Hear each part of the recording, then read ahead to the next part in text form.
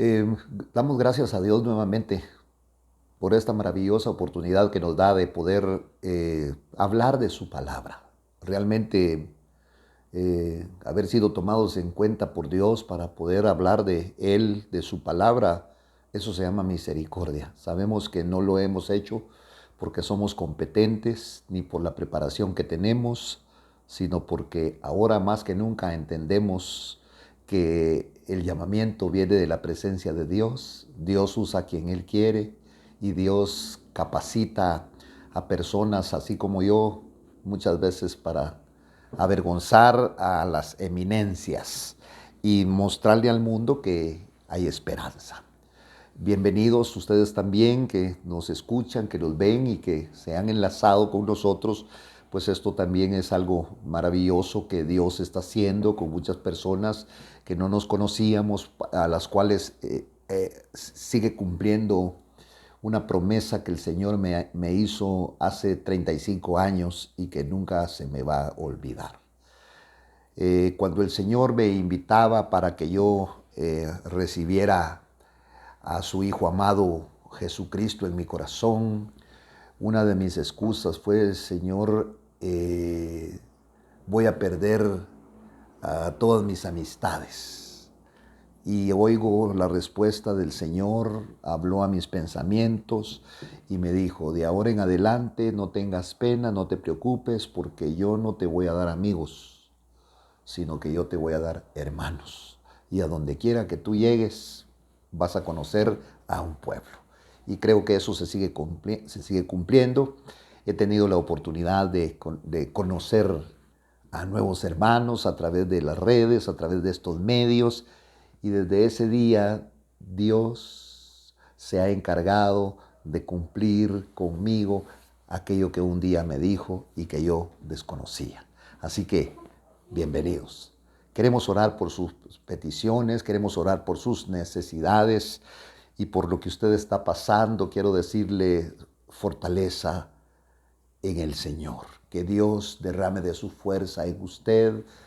Nosotros somos gente débil, que con poquito, nosotros los predicadores, parecemos hombres que muchas veces manifestamos algo al que nos oye, pero quiero decirle algo. Somos gente débil. Somos gente que dependemos de la presencia y de la misericordia de Dios. Por eso en esta hora queremos orar, queremos agradecer por lo que Dios está haciendo. Padre, en el nombre de Jesús, yo te doy gracias una vez más y no me cansaré de agradecerte, Señor, porque has cambiado mi vida, has sacado mis pensamientos y sigues sacando aquellos pensamientos humanos, aquellos pensamientos que habían en mi mente, Señor, para renovar mis pensamientos. Voy en un proceso que te agradezco, ese proceso que has iniciado en mi vida y en la vida de todo aquel que ha decidido entregarse a ti, y eso se llama nuevo nacimiento. En el nombre de Jesús, Señor, fortalece a aquellas personas que están desanimadas, aún el que está escaso, Señor, que ponga su esperanza en ti, porque la provisión llegará, el alimento llegará. Aquel que no tiene trabajo, Señor, ábrele puertas para que él pueda. Hay muchas personas, Señor, que están pasando grandes aflicciones, pero tú, Señor, eres el sustentador. Ahora háblanos, Señor, en el nombre de tu palabra, en el nombre de Dios, en tu palabra, háblanos, Señor, en el nombre de Jesucristo. Te lo pedimos. Gracias, Padre. Amén y amén. Siempre quiero seguir platicando con usted acerca del libro de Jonás, porque es un libro muy interesante, muy apropiado. Describe al hombre de Dios, un hombre que realmente pues no era un inconverso, no era un hombre que Dios lo usaba, pero en un momento que piensa que lo que está haciendo Dios no es congruente, no es coherente, él trata de huir. Él trata de ya no servir al Señor. Esto es algo que a veces muchos de nosotros podemos pasar, no querer servir al Señor porque vemos en los hombres, vemos en las actitudes, porque que Dios perdona a todos y nosotros creíamos que a fulano, que a sutano, pues ese no debería de estar ahí, pero nosotros hay un versículo en Isaías que dice, porque los pensamientos de Dios no son como nuestros pensamientos. Así como el cielo es más alto, así son los pensamientos del Señor. Muy bien, hablando de todo esto, en el capítulo 2 y versículo número 7, usted sabe que ante la desobediencia de Jonás, el Señor lo mete en un proceso. ¿No será que Dios le está hablando en esta oportunidad a usted, estimado amigo, estimado hermano, que está metido en uno de los procesos de Dios?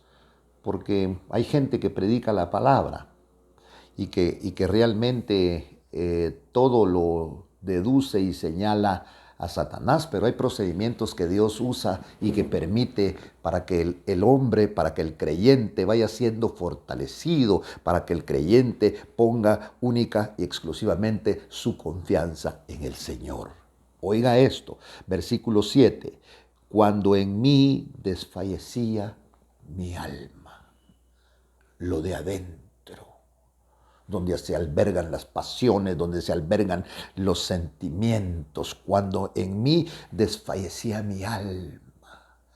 Qué terrible es cuando nosotros perdemos por completo la esperanza, cuando nosotros nos sentimos derrotados, cuando nosotros mismos empezamos a sentir que no servimos absolutamente para nada.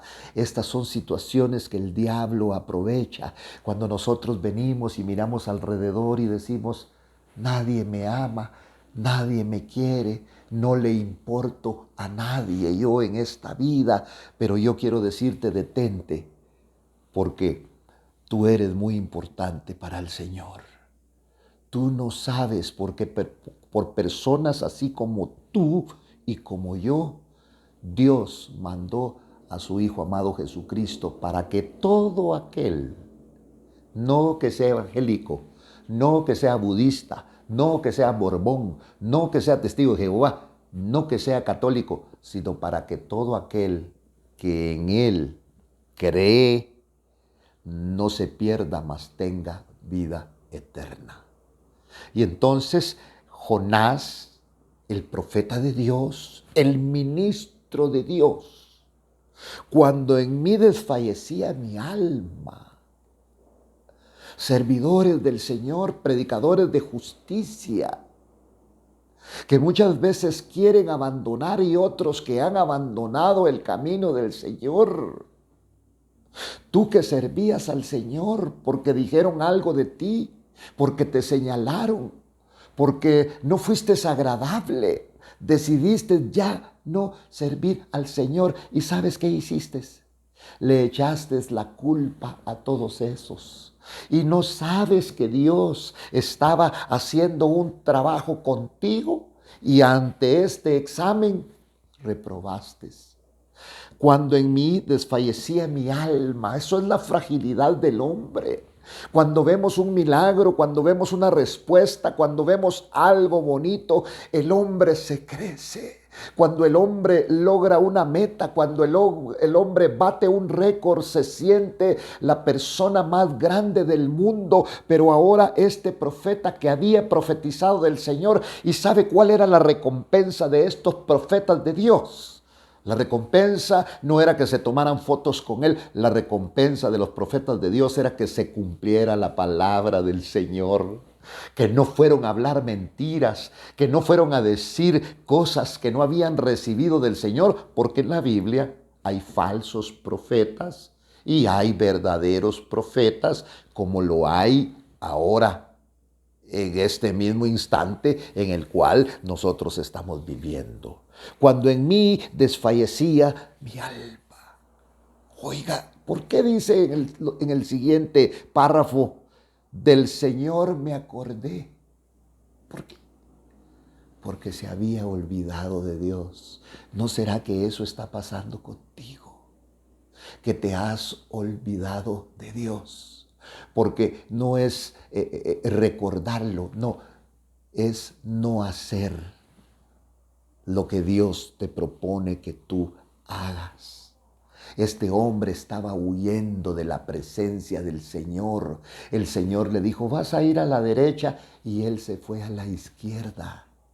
Ahí no voy, ahí me caen mal, ahí están los enemigos. ¿Y sabe qué quería para los enemigos de Israel Dios? ¿Qué quería para ellos? Salvación. Este Dios es único. No podemos soportar que perdone a nuestros enemigos. No podemos soportar que perdone al hijo borracho, que perdone al hijo drogadicto, porque el que está en casa entonces se ofende. Hasta una parábola hay, la del hijo pródigo. Y entonces, oiga, del Señor me acordé. ¿No será que te has olvidado de Dios? Y solo tienes un Dios por nombre, y de nombre no lo conoces. Por eso el salmista lee los salmos. El salmista pudo decir, el Señor es mi luz y mi salvación. ¿De quién temeré? Jehová es mi luz y mi salvación. ¿De quién voy a temer? Aunque hayan 1000 a mi lado y 10,000 a mi diestra, no temeré mal alguno, porque el Señor está conmigo. Del Señor me acordé. Hay gente que se ha olvidado del Señor y sigue yendo al culto y sigue yendo a la iglesia y sigue prestando un servicio, pero el servicio lo fatiga. Porque tú no sirves a una institución. Si tú sirves a una institución, estás perdido. Si tú sirves al hombre, te vas a desanimar porque vas a ver los defectos del hombre. Pero si tú sirves a Dios, Dios no se queda con nada. Del Señor me acordé y mi oración llegó hasta ti.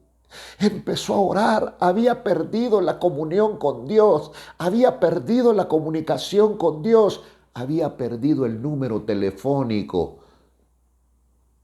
que lo accesaba a Dios. ¿Y cuál es su número? Se llama oración.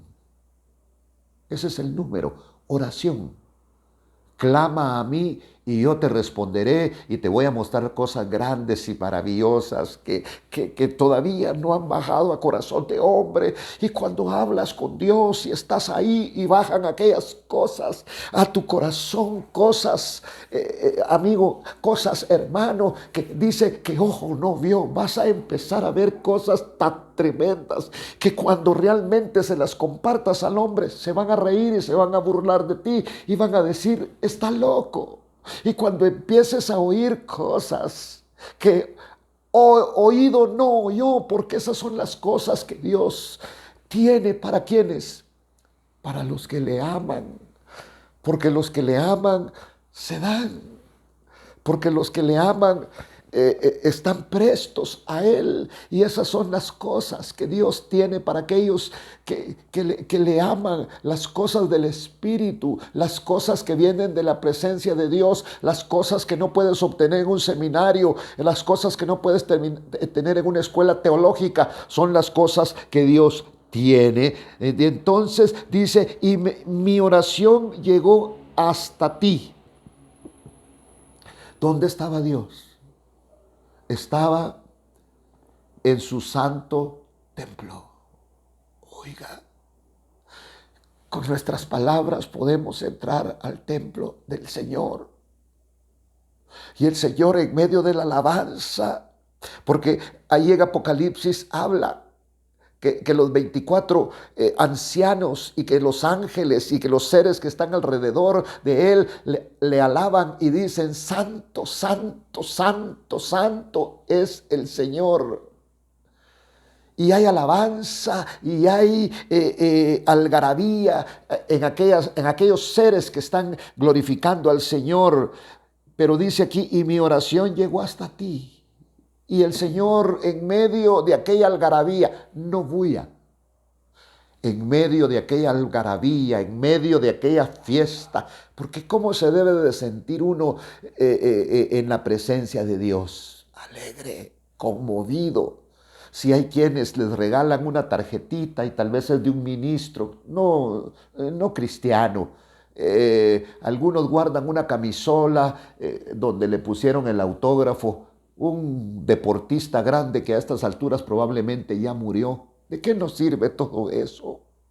Pero tu nombre, pero las cosas del cielo no desaparecen, sino que permanecen y permanecen para siempre. Y cuando Jonás empezó a orar y mi oración llegó hasta ti, hasta tu santo templo, ¿qué estaba haciendo Dios ahí? Dios estaba siendo alabado, Dios estaba siendo vitoriado, Dios estaba siendo adorado. Y el Señor dijo, cállense un momentito, por favor, porque hay alguien allá en la tierra que me está hablando. ¿Y sabe quién le estaba hablando? Jonás, el malcriado de Jonás, el rebelde de Jonás. Ayúdeme, ¿cómo le podemos llamar a este, el desobediente de Jonás? Muchos epítetos negativos para este hombre, pero cuando se dispuso, cuando había perdido las esperanzas de salir con vida, cuando vio que aquello no era un juego, cuando vio que estaba en el vientre de un pez, eso significa grandes dificultades que te llevan aún al punto de la muerte. Dice que clamó, dice que oró al Señor y me acordé de Dios.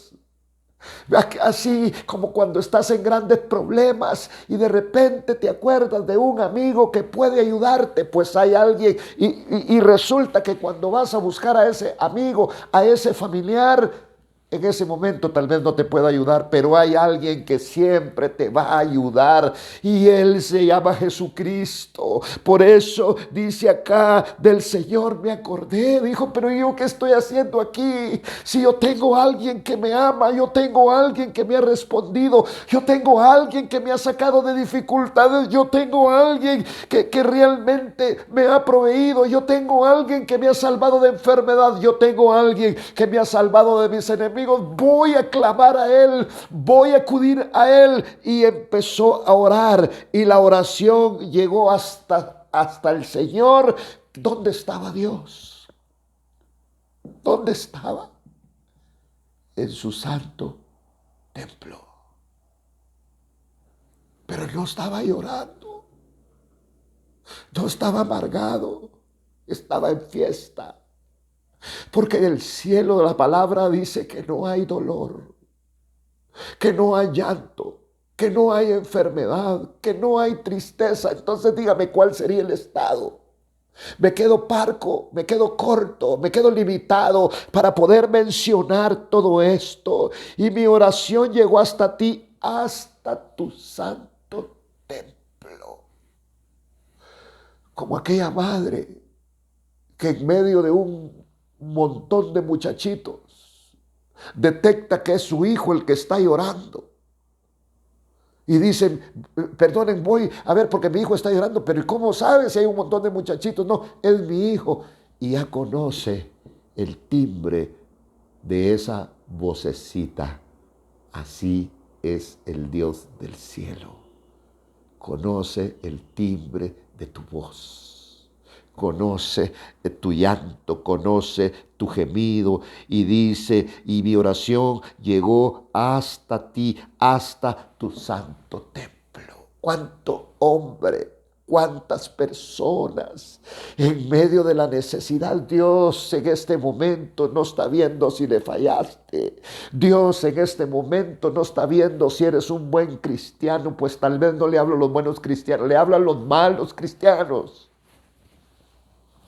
Aquellos malos cristianos que fallamos constantemente, pero que tenemos una dependencia del Dios del cielo, que esto no lo volvemos algo común, sino que conocemos. Si no quisiéramos fallar, yo no le quisiera fallar a Dios, mas sin embargo le fallo con mis pensamientos, con oír lo que no tengo que oír, con ver lo que no tengo que ver. Y por eso es que yo necesito de la presencia de Dios como tú la necesitas, como la necesitaba Jonás en este momento. Y quiero decirle que hombres de calibre, hombres realmente han perdido muchas veces la esperanza de salir de una situación tan difícil. Y yo no me equivoco este día,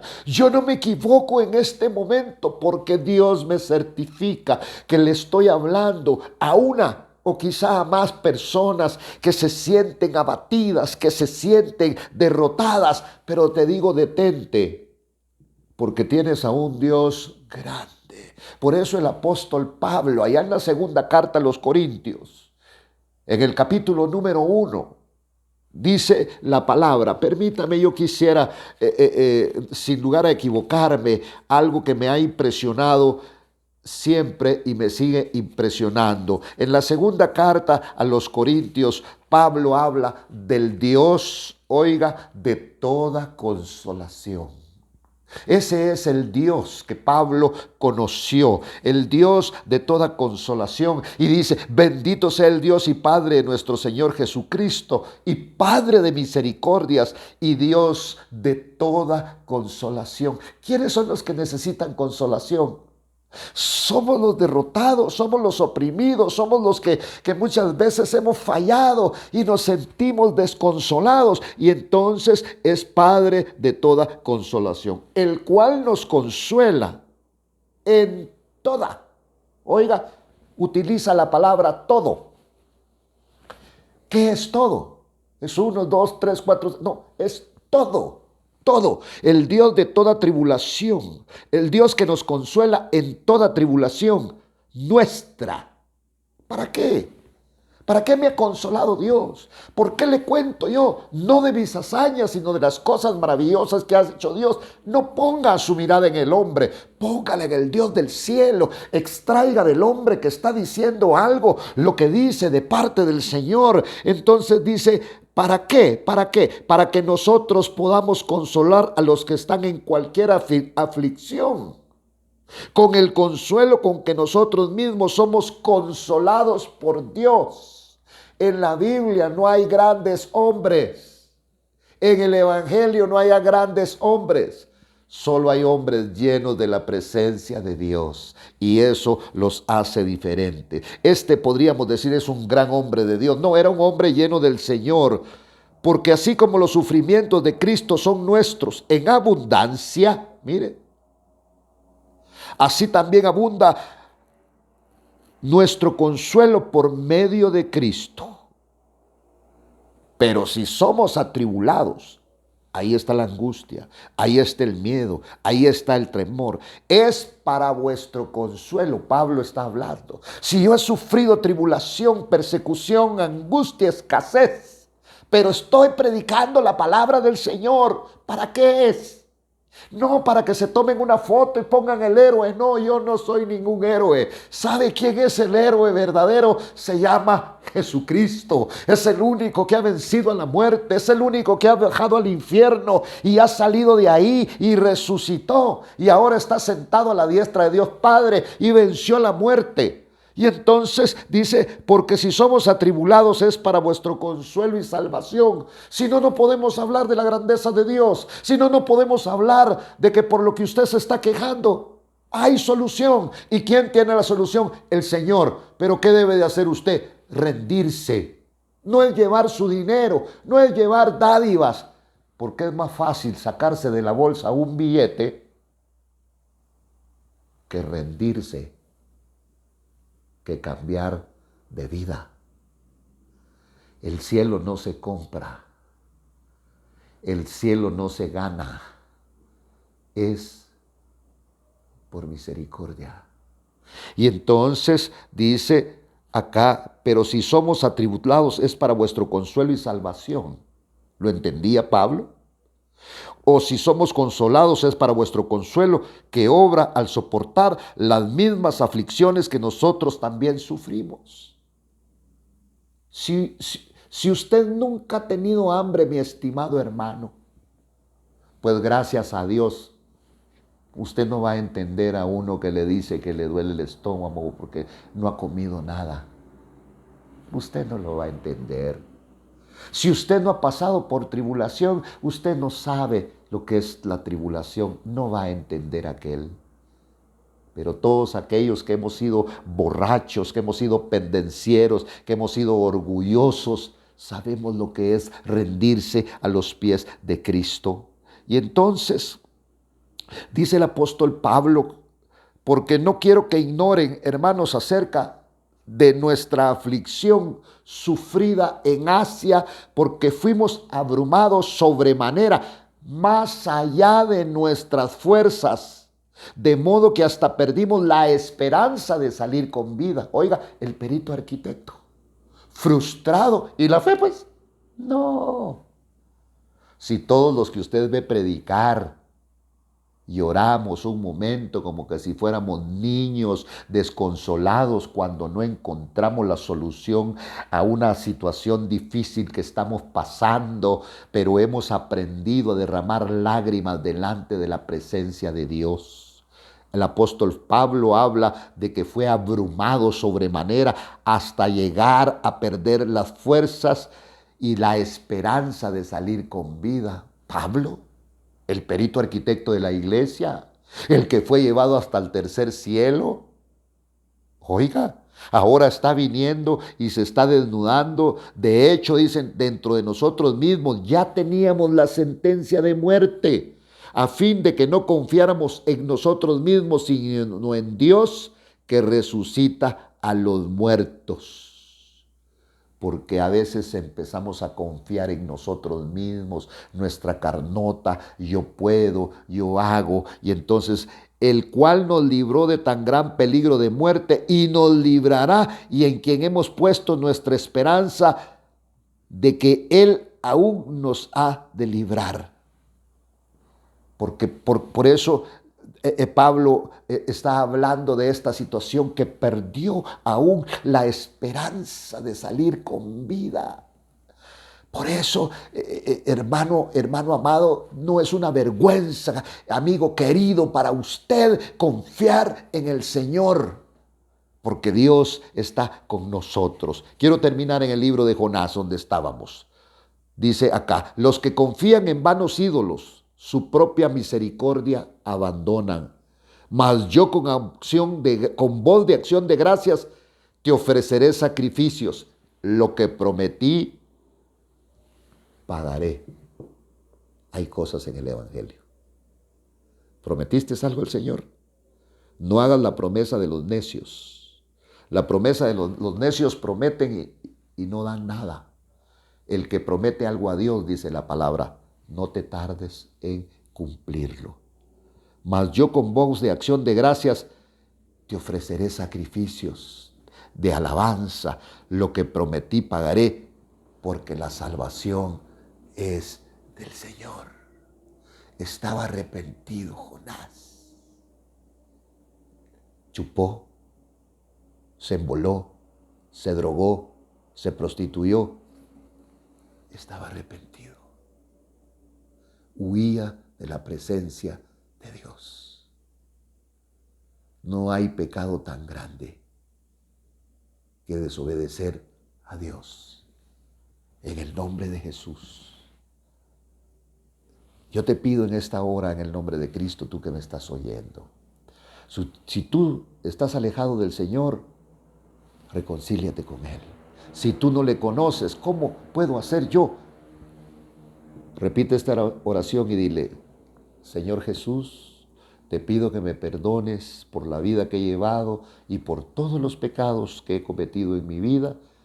Este día, esta noche, este día, esta mañana, me rindo y te reconozco como Señor y Salvador de mi vida.